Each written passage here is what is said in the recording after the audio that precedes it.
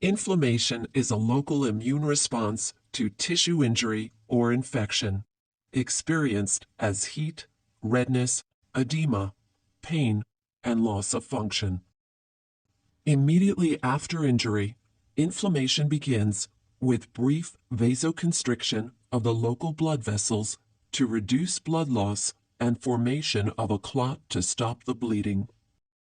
Then, stimulated by cell injury and death, local cells release vasoactive chemicals, such as prostaglandins and histamine, to dilate local blood vessels, leading to increased blood flow to the area.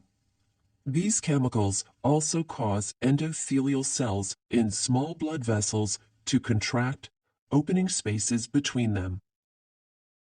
This increased capillary permeability allows fluids and proteins to pass from the blood into the tissue.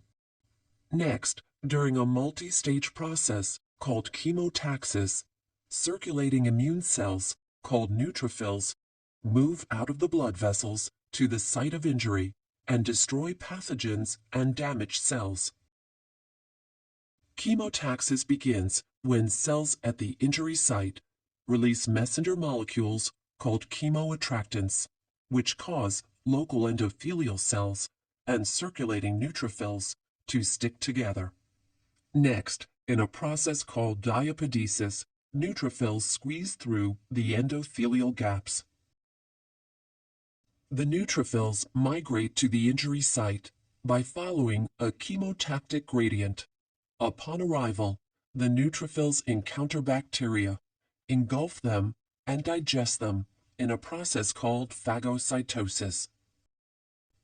After destruction of the bacteria and removal of cellular waste, tissue repair begins when locally produced growth factors cause local fibroblasts to begin dividing rapidly and secreting large quantities of collagen to reinforce the wound.